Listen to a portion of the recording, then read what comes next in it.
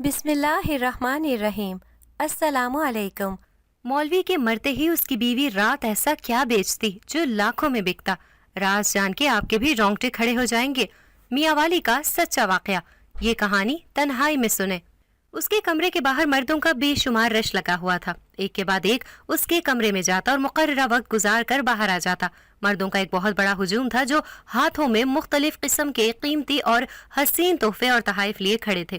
وہ باری باری جاتے، اپنا مقررہ وقت پورا کرتے اور آتے وقت تحفے اس کی نظر کراتے۔ ہر ایک کی زبان پر اس کا ہی نام تھا، ہر کوئی اسی کے گیت ہی گا رہا تھا، سب اسی کی تعریفوں کے پل باندھتے جا رہے تھے، ہر ایک کی زبان پر اسی کا قصیدہ تھا۔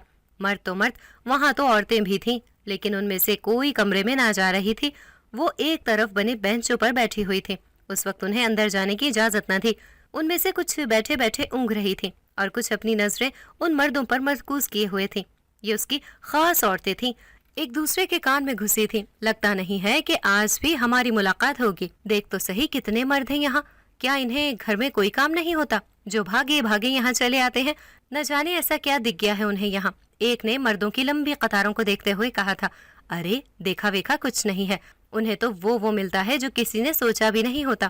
ہاں بہن، صحیح کہہ رہی ہو تم، مجھے لگتا ہے ہمیں ابھی چلے جانا چاہیے، یہ قطاریں تو بمشکل صبح تک ہی ختم ہوں گی۔ ہاں مشکل ہی لگتا ہے، اس کو وقت تھوڑا کم دینا چاہیے نا، یوں اتنی دیر ایک ایک کو دیتی رہی تو بہت مشکل ہو جائے گا، ایسے تو سویرا پھوٹ جائے گا۔ کاش میں اس کی جگہ ہوتی تو میرے پاس بھی یوں ہی رش لگا ہوتا، مرد عورتیں سارے میرے آگے پیچھے گھومتے۔ ہائے، میری تو زندگی ہی بدل جانی تھی۔ وہ دونوں عورتیں اب خود سے اندازے لگا رہی تھیں۔ ان کا موضوع گفتگو کمرے میں موجود عورت ہی تھی جو 12 بجے سے مردوں سے ملاقات کر رہی تھی، اور اب تقریباً 3 سے کچھ اوپر کا وقت ہو گیا تھا، لیکن وہاں فکر تھی۔ وہ تو سب سے بے نیاز اپنے کام میں مگن تھی، اسے کوئی پرواہ ہی کہاں تھی کون کیا کہتا ہے کیا نہیں۔ جانے کیسی عورت تھی وہ، شوہر کے مرنے کے بعد راتوں کو مردوں سے ملاقات کرتی اور ان سے تحفے اور تحائف وصول کر رہی تھی، اور اس پر اسے کوئی پشیمانی نہیں تھی۔ نہ جانے وہ ایسا کیا کرتی تھی کہ سارے مرد عورتیں اس کے سامنے بچھے بچھے جاتے تھے۔ موسم سہانا تھا، ہلکی ہلکی ہوا چل رہی تھی، فضا میں ایک سکوت سا چھایا ہوا تھا، آسمان پر چاند اپنی پوری آب و تاب سے چمک رہا تھا۔ میں اپنی عادت سے مجبور گھر سے چہل قدمی کے لیے نکل آئی تھی۔ میری عادت نہ جانے کب سے تھی، رات کو سونے سے پہلے میں لازماً چہل قدمی کرتی تھی، لیکن اماں کو میری اس عادت سے نہ جانے کیوں چڑ سی تھی۔ آج بھی میں ان سے نظر بچا کر نکل ہی رہی تھی کہ انہوں نے مجھے دیکھ لیا۔ کہاں چلی ہو لیڈی ڈیانا، اس وقت گھر سے باہر مت جانا، اپنی یہ چہل قدمی کا شوق گھر میں ہی پورا کرو، نہیں تو صبح کر لینا، لیکن ابھی کمرے میں آؤ۔ میں چاروں نہ چار اماں کے پیچھے چل پڑی۔ اماں مجھے جانے دیں، آپ کو پتا ہے اس طرح مجھے نیند نہیں آئے گی، اور پھر میں صبح وقت پہ نہ جاگی تو بھی آپ ڈانٹیں گی۔ یہ دروازہ کھول کر جاؤں گی، 10 منٹ میں واپس آ جاؤں گی، آپ اس دروازے سے دیکھتی رہنا، پوری گلی نظر آتی ہے۔ یہاں بیٹھ کے میں نے اماں کو موڑھا ایک طرف رکھ کر اس پر بٹھاتے ہوئے کہا۔ اماں نہ کرتی رہی، مگر میں عادت سے مجبور باہر نکل پڑی۔ یہ چہل قدمی اپنے محلے کی اکلوتی گلی میں ہی ہوتی تھی، تقریباً سبھی ایک دوسرے سے واقف اور جاننے والے تھے۔ میں دھیمے دھیمے قدم اٹھاتی ہوا کو سانس کے ذریعے اپنے اندر تک اتارتی چل رہی تھی۔ کچھ لوگ خواب خرگوش کے مزے لے رہے تھے، جبکہ کچھ ابھی جا کر کھٹ پٹ میں مصروف تھے۔ اس بات کا اندازہ گھروں میں جلتی بتیوں کو دیکھ کر لگایا جا سکتا تھا۔ میں آرام سے چلتی تھوڑا سناٹا ہونے کا انتظار کر رہی تھی۔ وجہ مولوی صاحب کے گھر کی تانکا جھانکی کرنا تھا۔ میں بار بار مڑ کر اپنے گھر کے اندر بھی نظر ڈال رہی تھی۔ اماں کچھ دور تو بیٹھی مجھے دیکھتی رہی، پھر وہاں سے اٹھ گئی تھی۔ میں نے ادھر ادھر دیکھا، کسی کو نہ پا کر میں نے مولوی صاحب کے گھر جھانکنے کی کوشش کی۔ مولوی صاحب ہمارے محلے میں ہی رہتے تھے، لیکن ان کا 6 مہینے پہلے انتقال ہو گیا تھا۔ اب اس گھر میں مولوی صاحب کی بیوی اور ایک 5 سال کا بیٹا رہتا تھا۔ مولوی صاحب کی موت کے بعد کا واقعہ ہے۔ ایک رات میں جب وہاں سے گزر رہی تھی تو میں نے بہت عجیب منظر دیکھا۔ میں نے دیکھا کہ مولوی صاحب کے کمرے سے بھانت بھانت کی ڈھیروں آوازیں آ رہی ہیں۔ یہ مولوی صاحب کی بیٹھک تھی، جہاں وہ اپنے ملنے ملانے والے لوگوں کے ساتھ بیٹھتے تھے۔ اب یہاں سے اتنے مردوں کی آوازیں کیوں آ رہی ہیں؟ میں نے دیوار سے جھانکنے کی کوشش کی، لیکن دیوار اونچی تھی۔ دیوار اور کمرے کے درمیان بمشکل 4 یا 5 فٹ کا فاصلہ تھا۔ میں نے 2-3 بار اچھل کر بھی دیکھا، لیکن اس سے پہلے کہ میری نظر دیوار کے پار دیکھتی، میں واپس سے زمین پر آ رہتی۔ لیکن یہاں سے یہ آوازیں آنا مجھے حیرت میں ڈال رہی تھی۔ بے اختیار میں نے اپنے دونوں ہاتھ کانوں کو لگائے۔ توبہ توبہ، اللہ ہر ایک کو شرم اور پردے دے، آمین کہتے ہوئے میں وہاں سے چل پڑی، کیونکہ دیوار سے دوسری طرف دیکھنا میرے لیے ہاتھی کو سوئی پر بٹھانے کے مترادف تھا۔ لیکن نہ جانے کیوں اس دن کے بعد میں ہر روز مارے تجسس کے وہاں جاتی اور ماجرا جاننے کی کوشش کرتی، لیکن ناکام ہو جاتی۔ نہ جانے کیوں مجھے کچھ صحیح نہیں لگ رہا تھا۔ مولوی صاحب تو بہت اچھے اور نیک انسان تھے، ان کی حیات میں تو اس عورت نے کوئی ایسا کام نہیں کیا تھا، لیکن ہو سکتا ہے کہ وہ ان کے مرنے کے ہی انتظار میں ہو۔ کیسے ان کے مرتے ہی اس عورت نے اپنے رنگ ڈھنگ دکھانے شروع کر دیے تھے، کیسے کیسے رنگ برنگے لوگ اس کے گھر سے نکل رہے ہوتے۔ کیا اس کے اندر خوف خدا ختم ہو گیا تھا؟ نہ جانے ایسے کون سے منتر پڑ رہی تھی جو لوگ اس کے پیچھے پاگل ہوئے جا رہے تھے۔ میں آج بھی ناکام ہی رہی تھی۔ اب اس سے پہلے کہ اماں باہر آ کر میری عزت کر کے مجھے گھر لے کر جاتی، میں خود شرافت سے چلتی ہوئی اپنے گھر میں داخل ہو گئی۔ میرا ذہن مسلسل کچھ نہ کچھ تانے بانے بن رہا تھا۔ کچھ تو تھا، مجھے پتا کرنا تھا۔ میرے ذہن میں شک کا کیڑا کل بلا رہا تھا اور دل میں موجود تجسس بڑھتا ہی جا رہا تھا۔ اگلی صبح جب میں کالج جانے کے لیے گھر سے نکلی تو بے اختیار میری نظریں خود بخود مولوی صاحب کے گھر کی طرف اٹھی۔ مجھے حیرت کا شدید جھٹکا لگا۔ وہاں 3 مرد کھڑے تھے، ان سے چند قدم کے فاصلے پر ایک بڑی سی گاڑی کھڑی تھی۔ یقیناً یہ گاڑی انہی کی تھی۔ ان کی آنکھیں رت جگہ کی چغلی کھا رہی تھی، جبکہ ان کے چہرے پر شدید اضطراب تھا۔ وہ بار بار ادھر ادھر مڑ کر دیکھ رہے تھے۔ میں حیران زدہ سی رہ گئی تھی۔ میرا دماغ جو سوچ رہا تھا کیا وہ سچ تھا؟ کیا اب یہ عورت اتنا گر گئی ہے کہ اب یوں دن دہاڑے بھی لوگ اس کے دروازے پر بے خوفی سے آ کر کھڑے ہیں؟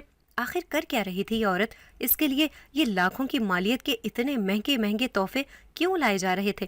مجھے کالج سے دیر ہو رہی تھی، لیکن نہ جانے کیوں میں کھڑی ان کو دیکھ رہی تھی۔ کافی دیر کے بعد بھی جب اندر سے کوئی جواب نہ آیا تو شکستہ قدموں سے واپس گاڑی کی جانب بڑھے۔ ان کے چہرے کا اضطراب اب مایوسی میں بدل چکا تھا۔ میں چپکے سے ان کے پیچھے ہو لی۔ ان میں سے ایک بولا، میں نے کہا تھا کہ ہمیں دیر ہو گئی ہے، وہ صرف رات کو ہی ملاقات کا شرف بخشتی ہے، صبح کے وقت وہ یہ سب نہیں کرتی۔ دوسرے نے مایوسی سے سر کو اسبات میں ہلایا اور بولا، کاش میں اس سے مل سکتا۔ میں نے بہت سنا ہے اس کے بارے میں، کمال کی عورت ہے، اس کے ہاتھوں میں تو جادو ہے، جس چیز پر ہاتھ رکھتی ہے وہ چیز بھی اس کے چھونے پر رشک کرتی ہوگی۔ اس کے لہجے کی تاثیر ہی اتنی ہے کہ لمحہ لگتا ہے کام ہونے میں۔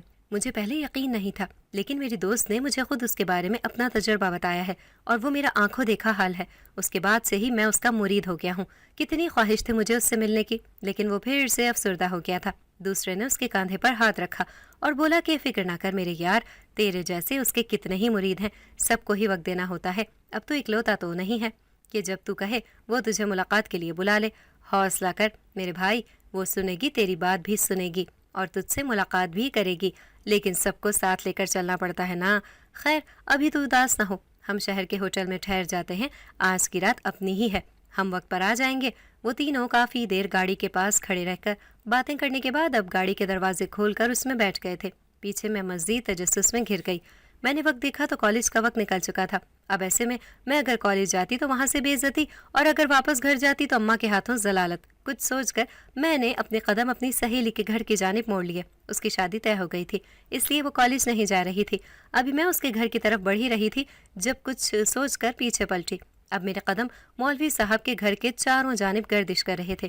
میں کوئی ایسی چیز تلاش کر رہی تھی جس سے میں دیوار کے دوسری طرف دیکھ سکوں۔ میں چاروں جانب متلاشی نظروں سے دیکھ رہی تھی۔ کافی دیر تلاش کے بعد بھی جب مجھے کوئی قابل مدد شے نہ ملی تو میں چڑچڑا کر رہ گئی۔ کیسے پتا کروں، اب کیا کروں؟ دھوپ سر پر چڑھائی تھی، اب تو پیاس بھی لگ رہی تھی۔ میں چاروں ناچار اپنی سہیلی کے گھر چلی گئی۔ دروازہ اسی نے کھولا تھا۔ میں نے جلدی سے اپنا کالج کا بستہ اسے تھمایا، اس سے پہلے کہ کوئی دیکھ لیتا اور 100 سوال کرتا کہ کالج کے بجائے یہاں کیوں آ گئی۔ مسئلہ صرف بستے کا ہی تھا، باقی تو میں نے برقع پہنا ہوا تھا تو کسی کو پتہ نہیں چلنا تھا کہ میں گھر سے کالج جا رہی تھی یا پھر ادھر آئی ہوں۔ میں اپنی سہیلی کے ساتھ اندر آئی۔ اس نے مجھے پریشان دیکھ کر پوچھا تو اس نے کہا کہ اس بارے میں تو میں بھی کئی دنوں سے سوچ رہی ہوں یار، یہ مولوی صاحب کی بیوی کو آخر ہو کیا گیا ہے؟ میں نے اسے اپنے اتنے دنوں کی ساری ریسرچ کے بارے میں بتا دیا۔ پھر اس نے منصوبہ بنایا کہ ہم بھی وہاں جانے والی عورتوں میں شامل ہو کر اندر چلے جاتے ہیں، پھر ہمیں پتہ چل جائے گا کہ اندر کیا چل رہا ہے۔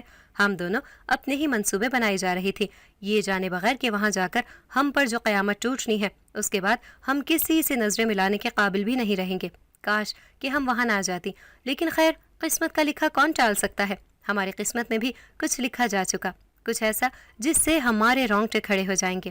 ہم آنے والے وقت سے بے نیاز اپنے ہی لاہ عمل بنا رہی تھی۔ وہ اٹھی اور میرے لیے چائے وغیرہ لے کر آئی۔ کالج کی چھٹی کا وقت ہوتے ہی میں نے اسے اجازت چاہی۔ وہ مجھے چھوڑنے دروازے تک آئی اور میرا بیگ بغل میں چادر کے نیچے چھپا کر لائی۔ میں گھر آ گئی اور رات کا انتظار کرنے لگی۔ رات ہوتے ہی جیسے ہی چہل پہل ختم ہوئی، میں چپکے سے باہر نکل گئی اور قدم مولوی صاحب کے گھر کی طرف بڑھا دیا۔ ان کے گھر کے پاس پہنچتے ہی میں اچانک ٹھٹک کر رکی۔ اندر سے ایک عورت کے رونے کی آواز آ رہی تھی۔ وہ انتہائی تکلیف میں لگ رہی تھی۔ اس کی آواز سے اس کا درد محسوس کیا جا سکتا تھا۔ مجھے بڑی تشویش ہوئی، یہ عورت کیوں رو رہی ہے؟ میرا دل اندر جانے کا کیا، لیکن میں اکیلی اندر نہیں جا سکتی تھی کیونکہ میری سہیلی نے 2 دن بعد آنے کا بولا تھا۔ میں دل محسوس کر رہ گئی۔ اب میرے دل میں ایک نئی بات نے سر اٹھانا شروع کر دیا تھا کہ شاید مولوی صاحب کی بیوی رات کے وقت کچھ اشیاء فروخت کرتی ہے، تبھی تو لوگ دور دور سے آتے ہیں اور اس سے وہ لے کر اسے رقم اور تحائف دے کر جاتے ہیں۔ نہ جانے اس نے رات کے اندھیرے میں ایسا کون سا کاروبار شروع کیا ہے جس سے یہ لاکھوں کما رہی ہے۔ میرے اندر تجسس کا نیا پودا پیدا ہو گیا تھا۔ اب مجھے بے چینی سے 2 دن گزرنے کا انتظار تھا، لیکن یہ 2 دن میرے لیے 2 صدیوں کے برابر ہو رہے تھے۔ مجھ سے انتظار کرنا مشکل ہو گیا تھا۔ تجسس تھا کہ بڑھتا ہی جا رہا تھا اور اب تو صبر کا دامن بھی چھوٹنے لگا تھا۔ اللہ اللہ کر کے آخر 2 دن گزر گئے۔ آج میں نے جلدی کھانا بنایا اور کھلا کر اماں کو جلدی سلا دیا تھا۔ ہمارے دروازے پر دستک ہوئی۔ میری پھرتی دیکھنے لائق تھی۔ مجھے پتا تھا کہ میری سہیلی ہی ہوگی۔ میں نے دروازہ کھولا تو وہ میری توقع کے عین مطابق اپنے بھائی کے ساتھ کھڑی تھی۔ اس کا بھائی اسے اندر کر کے واپس چلا گیا۔ وہ گھر والوں کو آج رات میرے ساتھ میرے گھر رکنے کا بتا کر آئی تھی۔ میں اسے لیے اندر آئی۔ میں نے اسے جوس پلایا، تب تک میں بھی تیار ہو گئی تھی۔ میں نے ایک نظر اماں کے سوئے ہوئے وجود پر ڈالی اور دھیرے سے ان کے کمرے کا دروازہ بند کیا اور چلتے ہوئے باہر آئی۔ وقت دیکھا تو تقریباً 11:30 کا وقت تھا۔ میں اسے ساتھ لیے باہر نکلی۔ ہم نے اپنے چہروں کو عجیب انداز میں ڈھانپ رکھا تھا تاکہ کوئی بھی ہمیں پہچان نہ پائے۔ ہم اپنے گھر سے نکلی اور ادھر ادھر دیکھتے آگے کی طرف بڑھی۔ ہمارے دل انجانے خوف کے تحت لرز رہے تھے۔ ٹانگوں میں کپ کپی تاری ہو گئی تھی، لیکن تجسس تھا کہ پھر بھی چین لینے نہیں دے رہا تھا۔ ہم خرامہ چلتی ہوئی مولوی صاحب کے گھر کے آگے پہنچ گئی۔ آج دروازہ معمول سے ہٹ کر کھلا ہوا تھا۔ اب ہم دونوں ایک طرف چھپ کر انتظار کرنے لگیں کہ کوئی آئے تو اس کے ساتھ ہی اس کی آڑ لے کر اندر داخل ہو جائیں۔ کچھ ہی دیر بعد ہمارا انتظار ختم ہوا۔ وہ 5 عورتیں تھیں جو مولوی صاحب کے گھر کی طرف آ رہی تھیں۔ جیسے ہی وہ دروازے سے اندر داخل ہونے لگی، ہم دونوں بھی نامحسوس انداز میں اٹھ کر ان کے ساتھ ہی اندر داخل ہو گئیں۔ جیسے ہی ہم اندر داخل ہوئیں، ہم چکرا کر رہ گئیں۔ ہمیں ایسے لگا جیسے ہم کسی پارک یا کسی تقریب میں آ گئی ہوں۔ ہم فوراً سے کمرے کی جانب مڑی اور دیوار کی اوٹ میں ہو گئیں۔ اس طرف ایک کھڑکی تھی جس سے بیٹھک کا منظر بآسانی دیکھا جا سکتا تھا۔ ہم دونوں جا کر اس کھڑکی کے پاس کھڑی ہو گئیں، لیکن جو ہی کھڑکی کے اندر دیکھا تو نظر آنے والے منظر نے ہمارے پیروں تلے سے زمین کھینچ لی۔ ہمارے سر پر حیرتوں کے پہاڑ ٹوٹ پڑے۔ جسم ایک جگہ جم گیا۔ ہمارے حواس شل ہو گئے تھے۔ ہمیں سمجھ نہیں آ رہی تھی کہ کیا کریں کیا نہ کریں۔ نظر آنے والے منظر نے ہمارے چہرے کے رنگ اڑا دیے تھے۔ ہمارے ہاتھوں کے طوطے اڑ گئے تھے۔ ہم حیرت اور بے یقینی سے کبھی اندر کے نظر آنے والے منظر کو دیکھ رہی تھی اور کبھی ایک دوسرے کو۔ ہماری قوت گویائی جیسے کسی نے سلب کر لی تھی۔ ہمیں اپنی ٹانگوں پر کھڑا رہنا مشکل لگ رہا تھا۔ اس منظر نے ہماری دنیا ہی ہلا دی تھی۔ ہمیں اپنی آنکھوں پر یقین ہی نہیں آ رہا تھا۔ ہماری نظریں مزید اندر نہ دیکھ سکیں اور خود بخود جھک گئیں۔ ہمیں زندگی میں پہلے کبھی اتنی شرمندگی محسوس نہیں ہوئی جتنی اس وقت ہو رہی تھی۔ ہم دونوں ایک دوسرے سے نظریں بھی نہ ملا پا رہی تھیں۔ ہم نے جو اندر دیکھا تھا اس کے بعد کیسے ہم ایک دوسرے کی آنکھوں میں دیکھ سکتی تھی یا بات کر سکتی تھی، کیونکہ اندر میرا نام امرین ہے۔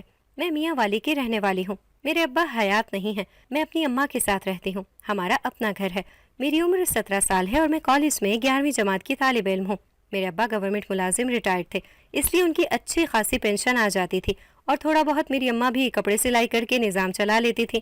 یہ کہانی ہمارے محلے کے مرحوم مولوی صاحب کے گھر کی سچی کہانی ہے۔ مولوی صاحب مولوی ہونے کے ساتھ ساتھ پیر و مرشدی بھی جانتے تھے، اس لیے اکثر ان کے پاس محلے کے اور آس پاس کے لوگ مشورے کے لیے آتے رہتے تھے۔ میاں والی اور اس کے آس پاس مولوی صاحب کا خوب نام ہوتا تھا۔ مولوی صاحب چونکہ صاحب علم تھے تو ان کے پاس کافی لوگ آتے تھے، اس لیے مولوی صاحب اپنا زیادہ وقت مسجد میں ہی گزارتے تھے۔ وہیں پہ لوگوں کے مسئلے سنتے تھے۔ گھنٹوں وہ مسجد میں بیٹھے رہتے تھے۔ جب کبھی گھر میں ہوتے تو تب گھر میں بھی اچھی خاصی چہل پہل ہوتی تھی۔ زندگی اپنی رفتار سے گزر رہی تھی جب ایک دن اچانک مولوی صاحب کا بلاوا آ گیا اور وہ سب چھوڑ چھاڑ کر اس دار فانی سے کوچ کر گئے۔ ان کے گھر کی رونق آہستہ آہستہ مدھم پڑنے لگی، لیکن ان کی موت کے بعد 5ویں مہینے میں ہی ان کے گھر دوبارہ سے رش لگنے لگ گیا تھا۔ وجہ کچھ خاص سمجھ نہ آ رہی تھی اور جو آ رہی تھی اس پر یقین کرنا مشکل تھا۔ اگر خدا نخواستہ ایسی ہی کوئی بات ہوئی تو مولوی صاحب کا سارا نام ساری عزت مٹی میں مل جائے گی۔ ان کے گھر رات 10 بجے کے بعد صبح تقریباً 4 بجے تک رش رہتا تھا۔ قرب و جوار کے سبھی لوگ ہی تقریباً وہاں پائے جاتے تھے اور مولوی صاحب کی بیوی کے پاس دن بدن پیسے اور دولت ہوتی جا رہی تھی۔ محلے کے تقریباً سبھی لوگ اس کی ان مشکوک حرکات سے آہستہ آہستہ واقف ہوتے جا رہے تھے۔ ہر کوئی اپنی اپنی ذہنیت کے مطابق اپنی اپنی سوچ اور اندازے بیان کر رہا تھا۔ وہیں دوسری طرف کچھ زبانوں پر مولوی صاحب کی بیوی کے لیے قصیدے تھے۔ عورتیں تو عورتیں، مرد بھی اس کی تعریفیں کرتے نہ تھک رہے تھے۔ نہ جانے وہ یہ سب کیوں کر رہی تھی۔ میں بھی لوگوں کی باتیں سنتے سنتے اور ساتھ ہی ساتھ مولوی صاحب کے گھر کی سن گھن لیتے ہی میری جاسوسی رگ پھڑک اٹھی تھی۔ اب میں روز رات کو مولوی صاحب کے گھر کے باہر پائی جاتی تھی تاکہ پتہ لگایا جا سکے، لیکن کہیں سے کوئی بھی سرا میرے ہاتھ نہیں لگ رہا تھا۔ تم نے یہ کام کرنا ہے، تم کر سکتی ہو، کسی صورت اس کام کو نہ چھوڑنا۔ ایک بار اگر تم نے یہ شروع کر دیا تو پھر تم کسی طور اس سے کنارہ نہیں کر سکتے۔ تم خود بھی پیچھے نہیں ہٹ پاؤ گی، ہر طرف تمہارا ہی نام ہوگا، تمہارا ہی چرچا ہوگا۔ وہ اسے انتہائی رازداری سے نہ جانے کیا کرنے کا بول رہا تھا، جبکہ سامنے بیٹھا وجود مسلسل آنسو بہا رہا تھا۔ اس کی آنکھوں سے نکلنے والے آنسو کسی طور تھمنے کا نام نہیں لے رہے تھے۔ جانے اس سے ایسا کیا کروایا جانے لگا تھا، نہ جانے اس پر کس بات کی سختی کی جا رہی تھی اور کس بات پر اس کے ساتھ زبردستی کی جا رہی تھی۔ نہ جانے ایسا کون سا کام تھا جس کو کرنے کے لیے اسے مجبور کیا جا رہا تھا۔ میں اور میری سہیلی بمشکل وہاں سے چھپتے چھپاتے اپنے بے جان وجود گھسیٹتے ہوئے وہاں سے نکل آئی تھی۔ ہمارے دل اب تک لرز رہے تھے، نہ جانے ہمارے ساتھ اب آگے کیا ہونے والا تھا۔ ہمیں جو سزا ملنی تھی سوچ کر ہی روح کانپ رہی تھی۔ فضا میں ہلکی ہلکی نمی تھی، ابھی آدھا گھنٹہ پہلے خوب پھوار پڑ چکی تھی، موسم خوشگوار ہو گیا تھا، چرند پرند سب اپنے اپنے ٹھکانوں میں چھپے بیٹھے تھے۔ ایسے میں ایک وجود کمرے میں گاؤ تکیا لیے اس سے ٹیک لگا کر بیٹھا تھا۔ اس کا پورا کمرہ اگربتیوں کی دل فریب مہک سے بھرا پڑا تھا۔ اس کمرے کی ہر چیز اعلیٰ سے اعلیٰ اور بہترین سے بہترین تھی۔ اس وجود نے اپنی آنکھیں بند کر رکھی تھیں۔ اب اس کو یوں بیٹھے کچھ ہی دیر گزری تھی جب کمرے کے دروازے پر دستک ہوئی۔ مخصوص دستک سن کر اس کے چہرے پر ایک عجیب سی مسکراہٹ آئی۔ اس نے اپنی آنکھیں کھولی اور اپنے ازلی لب و لہجے میں آنے والوں کو اجازت دی۔ وہ دونوں وجود سر جھکائے اندر داخل ہوئے اور دونوں ہاتھ سینے پر باندھے مؤدب سے انداز میں ایک طرف کھڑے ہو گئے۔ اب وہ دونوں وجود پہلے سے کمرے میں موجود وجود کے بولنے کے منتظر تھے۔ انہوں نے اپنے کان اس طرف لگائے ہوئے تھے۔ وہ وجود کچھ دیر تو انہیں دیکھتا رہا، پھر گلا کھنکار کر گویا ہوا، جو کام میں نے دیا تھا پورا ہوا کہ نہیں؟ مجھے ایک ایک کے بارے میں تفصیلات چاہیے، اب کہو کیا خبریں ہیں؟ اس کی بات کے جواب میں ان دونوں نے اپنے جھکے سر اٹھائے اور اس سے مخاطب ہوئے کہ جیسا آپ نے کہا تھا سب کچھ ویسے ہی ہے، آپ کی خواہش کے مطابق کیا گیا ہے، جو جیسا جیسا آپ نے چاہا تھا۔ ان دونوں کی بات سن کر اس نے انہیں جانے کا کہا اور خود سب وہ وجود نیم دراز سا ہو گیا تھا۔ آپ کو خدا کا واسطہ ہے کچھ کریں، میرا گھر اجڑ جائے گا، میری بیوی کا میرے علاوہ اور کوئی نہیں ہے، ہم بہت مجبور ہیں، بہت لاچار ہیں، 10 سال سے مارے مارے پھر رہے ہیں لیکن کہیں سے کوئی بھی فائدہ نہیں ہوا، اب تو امید بھی ختم ہوتی جا رہی ہے، اب جو بھی کرنا ہے آپ نے ہی کرنا ہے، بس ایک آخری بار آپ کے پاس آیا ہوں، آپ کا بہت نام سنا ہے، آپ کے پاس بہت آس لے کر آیا ہوں، مہربانی کر دیجئے۔ وہ ایک 35 سے 40 سال کی عمر کا درمیانے قد کاٹ کا مرد تھا جو اس سے کچھ فاصلے پر سر جھکائے بیٹھا ہوا تھا اور اپنی عرض گزاری کر رہا تھا۔ اس نے ایک نظر اسے دیکھا، پھر سر اسبات میں ہلایا اور پھر بولی، پریشانی کی ضرورت نہیں ہے، کام بنانے والی ذات تو اللہ کی ہے، میں تو بس ایک حقیر سی بندی ہوں۔ یہ اس کی بڑائی ہے کہ اس نے مجھے اس قابل سمجھا کہ مجھے وسیلہ بنایا کہ میں آپ سب کے کام آ سکوں، میں تو بس دعا دیتی ہوں، دعا کرتی ہوں، وہ تو شہرک سے قریب ہے، ایک دم سے دعاؤں کو سن کر ان پر کن فرما دیتا ہے۔ اس نے کہتے ساتھ ہی دعا کے لیے ہاتھ اٹھا دیے۔ چند لمحے کچھ پڑھنے کے بعد اس نے آسمان کی طرف پھونک مار دی اور اسے تسلی دیتے ہوئے باہر بھیج دیا۔ کچھ دیر بعد ایک مرد اور عورت اندر داخل ہوئے۔ مرد نے گود میں ایک بچہ اٹھایا ہوا تھا، وہ آ کر اس کے سامنے بیٹھے اور کہنے لگے، میرے بچے کی عمر 12 سال ہے لیکن اب تک اس کا دماغ 1 سال کے بچے جتنا ہے، بہت علاج کروا چکے ہیں لیکن ڈاکٹر کا کہنا ہے کہ یہ ٹھیک نہیں ہوگا، باہر کے ملک جا کر آپریشن کروائیں، بہت مشکل سے آپ کے پاس آئے ہیں، کچھ کرم فرما دے۔ وہ اپنی جگہ سے اٹھی اور اٹھ کر اس بچے کے سر پر ہاتھ رکھا اور زیر لب کچھ پڑھنے لگی۔ اس کے بعد اس کے چہرے پر پھونک ماری اور اس کی ماں سے مخاطب ہوئی، پریشان نہ ہو، زیادہ بڑا مسئلہ نہیں ہے، تیرا بچہ ٹھیک ہو جائے گا، بس 1 ہفتے تک بچے کے ساتھ یہاں آتی رہنا۔ ان دونوں کے جانے کے بعد بھی کئی مرد اور عورتیں آئیں، جن میں سے کوئی اپنے مسائل بتانے اور کوئی اپنی پریشانی دور ہونے کی خوشی میں اسے تحائف دینے آئے تھے۔ یہ سب کام مولوی صاحب کی بیٹھک میں ہو رہا تھا، چونکہ مولوی صاحب صاحب علم تھے تو دم و درود کا کام بھی کرتے تھے۔ مرنے سے پہلے وہ اپنا یہ عزم، اپنی یہ ذمہ داری اپنی بیوی کو سونپ گئے تھے۔ مولوی صاحب کی بیوی کے ہاتھوں میں اللہ نے بہت شفا رکھی تھی۔ کینسر جیسی مہلک بیماری کے مریض بھی اس کے پاس دم اور دعا کروانے آتے اور 6 مہینے میں ان کو اللہ کے حکم سے شفا مل جاتی تھی۔ بے اولاد جوڑوں کو اولاد کا مسئلہ ہو یا پھر کسی کو اپنی نوکری وغیرہ کا مسئلہ ہو، مولوی صاحب کی بیوی کی دعا اور دم سے ہر مسئلہ و مسائل ختم ہو جاتے۔ وہ اللہ کی نیک اور پرہیزگار بندی تھی، 5 وقتی نمازی کی پابند تھی، ہر وقت ذکر و اذکار میں مصروف رہتی تھی۔ اس دن جب میں نے اور میری سہیلی نے کھڑکی سے اندر جھانکا تو جو پہلا جھٹکا ہمیں لگا وہ یہ تھا کہ مولوی صاحب کی بیوی رات کے اس پہر بھی مکمل حجاب و نقاب اور عبایا میں ملبوس تھی۔ دوسرا یہ کہ اس کے ہاتھ میں مقدس کتاب قرآن پاک موجود تھی۔ ہماری حالت ایسی ہو گئی جیسے چلو بھر پانی میں ڈوب مرے۔ شرمندگی سے ہماری آنکھیں جھک گئی تھیں اور دل پر ایک بوجھ آن پڑا تھا۔ اندر وہ لوگوں کے لیے باعث وسیلہ بنی ہوئی تھی اور باہر ہم جیسے الٹی ذہنیت رکھنے والے نہ جانے کیا کیا سوچتے جا رہے تھے۔ مجھے بے اختیار اپنے کہے گئے اور سوچے گئے الفاظ پر شرمندگی ہوئی۔ میں نے اس نیک اور پاک باز عورت کے لیے کئی بار بےہودہ اور گھٹیا القابات سوچتی رہی تھی۔ جو میں اس کے بارے میں سوچتی تھی، آج اس کی حقیقت سامنے آنے پر وہ سب ایک زوردار تمانچے کی مانند میرے منہ پر پڑا تھا۔ وہ تو اپنے شوہر کے کام کو جاری رکھے ہوئے تھی، لوگوں کی مسیحا تھی، اور میں اس کے بارے میں جانے کیا کیا کہتی رہی۔ مولوی صاحب اپنی بیوی کو اپنا اذن دے گئے تھے اور اس کی اجازت صرف رات کے وقت ہی تھی، دن کو اس چیز کی اجازت نہ تھی۔ تبھی یہ سب رات کو ہی آتے تھے اور وہ رات میں ہی مسائل سنتی تھی۔ میرا دل مجھے چین نہ لینے دے رہا تھا۔ میں نے اس نیک اور پاک عورت کے بارے میں غلط سوچا تھا جو اس پر بہتان لگانے کے مترادف تھا، اور بہتان کی سزا سے میں واقف تھی۔ سو اگلے ہی دن میں نے اپنی سہیلی کو ساتھ لیا اور مولوی صاحب کی بیوی کے پیروں میں جا کر بیٹھ گئی۔